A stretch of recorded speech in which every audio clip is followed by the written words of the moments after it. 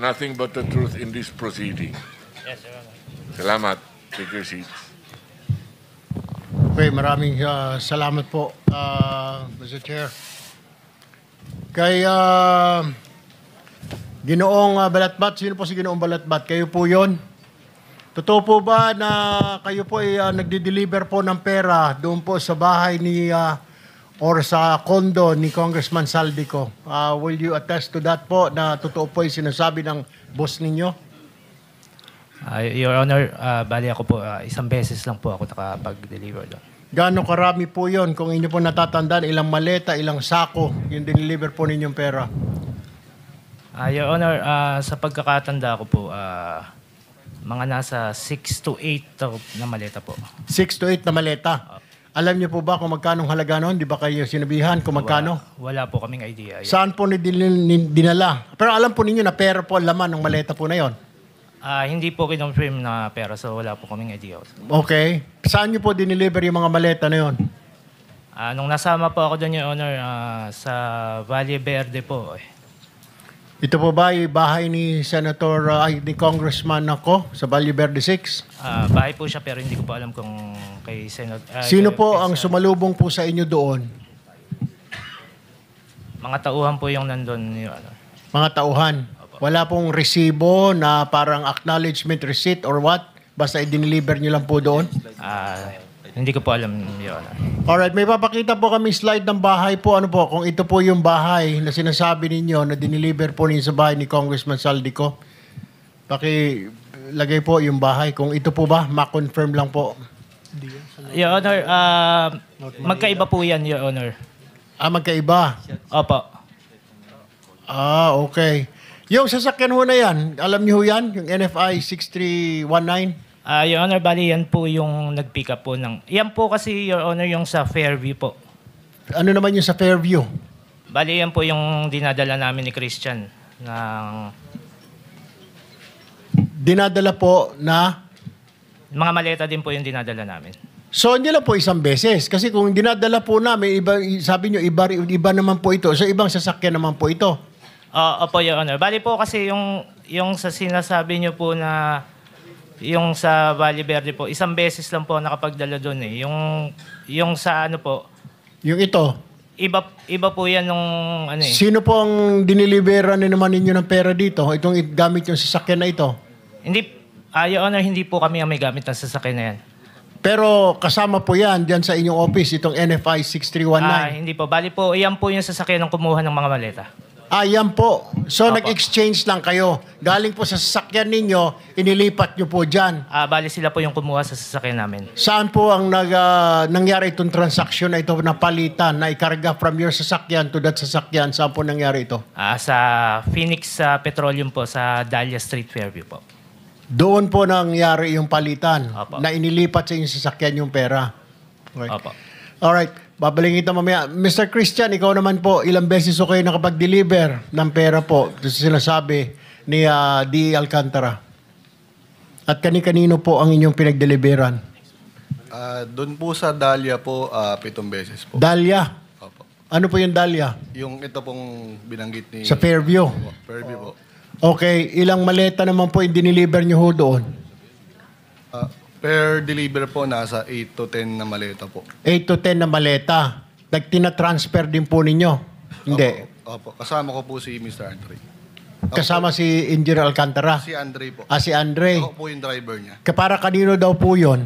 Hindi po namin alam, Your Honor. Hindi nyo alam, pero may sumasalubong. Ilang beses pong ganun transaksyon ang ginawa ninyo, palitan po, o nililipat yung maleta? Diyan po sa Dahlia, 7 beses po. 7 beses?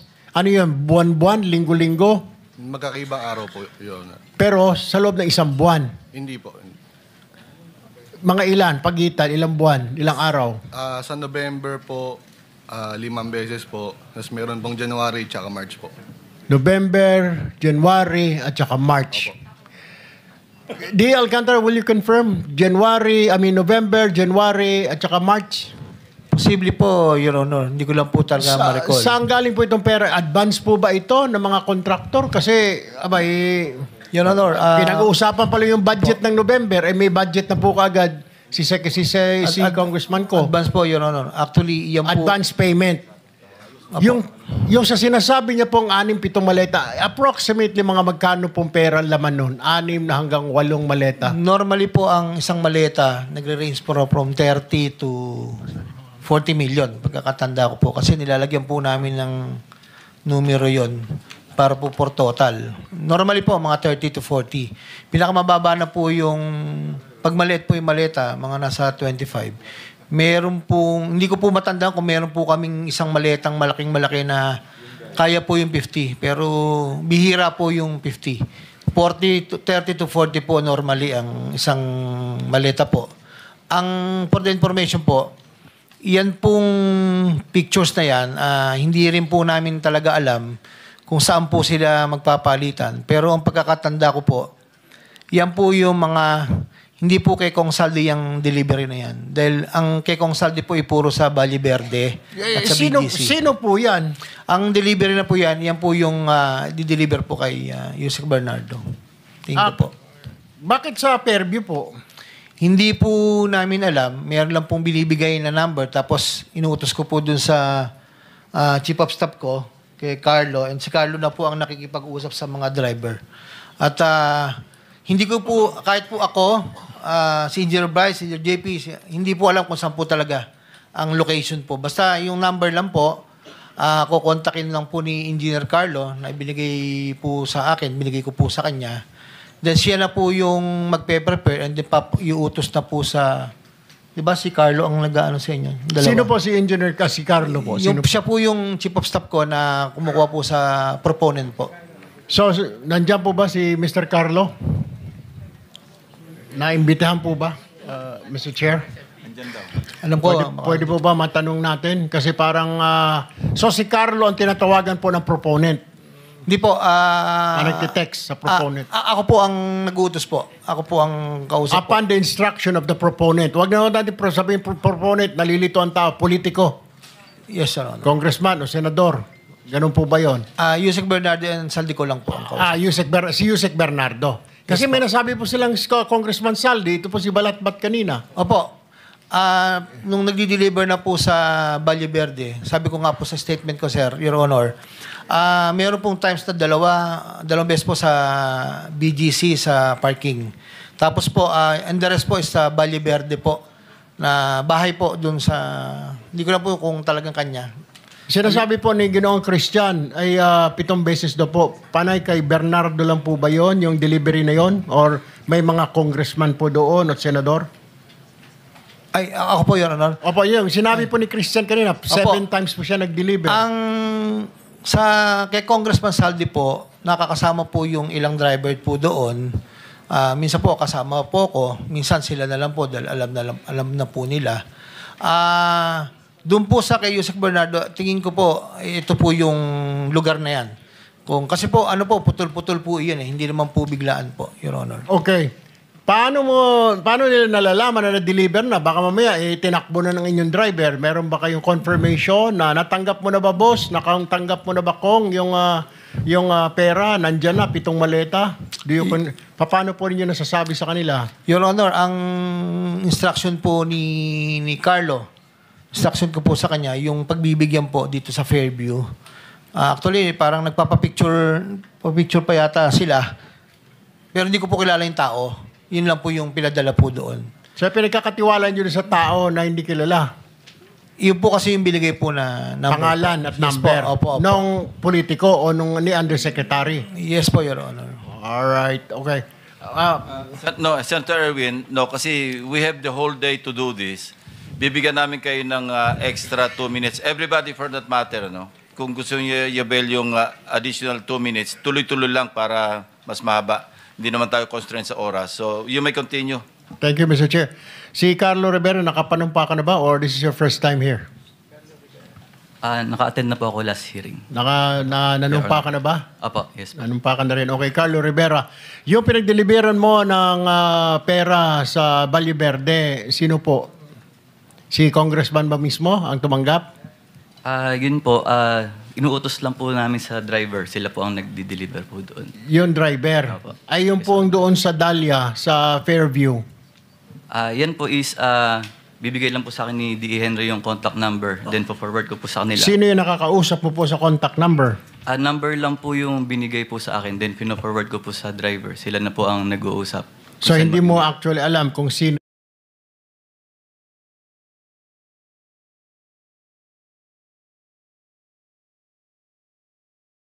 yung doon sa kabilang linya, kung sino yung number na yon. Apo, Wala po sinasabi. Wala po.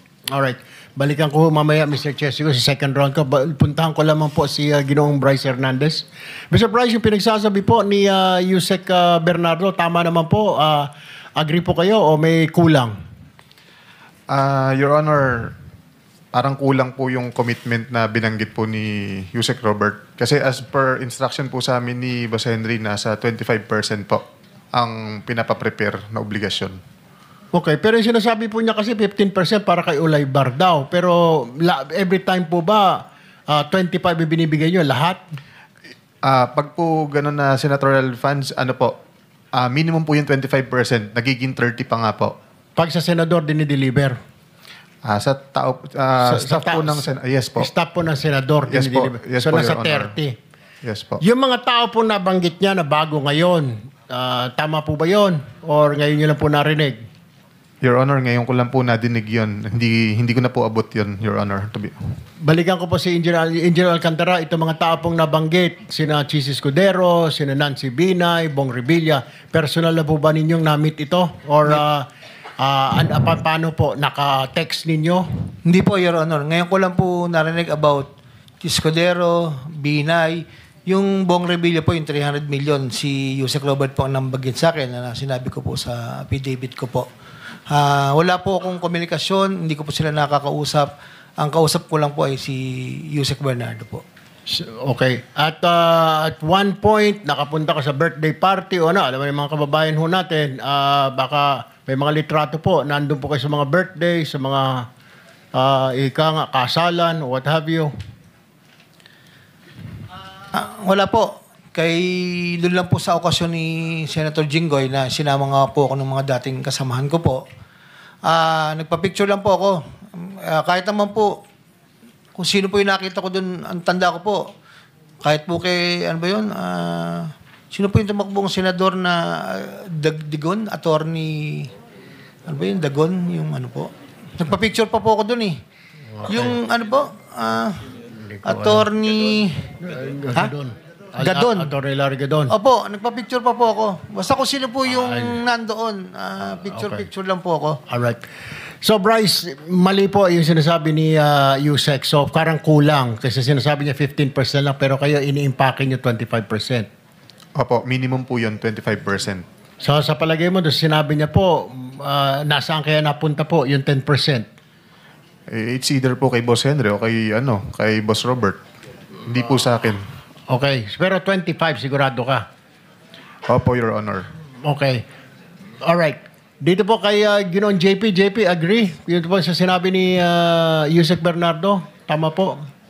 Agree po na 25% po to up to 30% po yung pinagagayak po. Will it be safe to say, Engineer Alcantara, na yung 10% napupunta lang siguro kay Yusek Bernardo? Wala po akong personal knowledge. Pero kayo po, pag inabot ninyo na sa 25%, lahat po yun? Yes po. Ito po yung pinaprepare ni Engineer Carlo sa tamang 25 to 30. Siya po ang nagpe-prepare po lahat. Kami po sa box. May ano po yun? Yun po talaga yung percentage po. 25 to 30 po. Okay, kaklarify ko lang, Yusek, pag congressman, senador, 30% po ba ang binibigay ninyong komisyon o yung pinapadala ninyo? Your Honor, kay Congressman Saldi po is 25 nga po. Kaya sa senador po, wala po akong knowledge. Basta si Yusek Bernardo po ang nagsasabi sa akin na ganun po. At so, it's Yusek Bernardo ang contact po ng mambabatas, hindi po kayo rekta? Yes po, Your Honor. Alright. Ngayon, linawin ko rin po, yung para po sa pass-through charges sa mga district representative, meron din po yan. Kasi yung tinatawag na parking fee. Hindi naman niya lugar yun, hindi niya distrito, pero kailangan lagyan ng pondo doon. Magkano percent po ito? 5% po, Your Honor. Hindi 6%, 5%. Meron pong panahon na nag-6 po dun 2024 kasi po yung pong ito po ay sariling plano ko po. Actually po, ginagawa ko pong contingency sa iba at ang plano ko po talaga doon ay ibigay po kay Senator Joel po kung ano mo po yung makokolekta. Kung sino po yung mga, hindi naman po lahat, piling-pili lang po yung mga contractor na inaas ko na makahingi po ng tulong. Yun lang po, Your Honor. Mr. Chair, nais ko lang po liwanawin itong sinasabing pass-through charge for the district representative. Ito po, kung ikaw ay hindi mo distrito at ibinaba mo doon sa distrito na yon, bibigyan mo yung congressman ng distrito na yon ng 6%. Tama po? Sa representative po, 5 po. 5 po. 5%. Unfortunately, your extra 2 minutes is up. One last question na po. Sige, one last one question.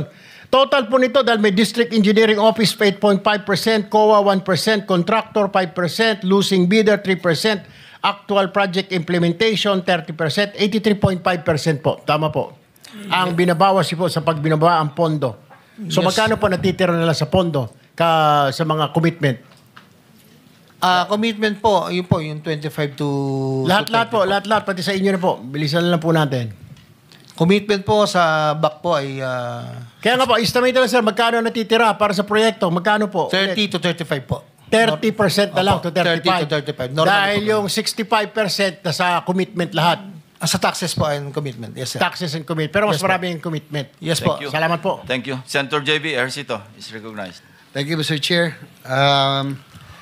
Again, I would like to get to yung sistema ang gusto natin malaman po rito.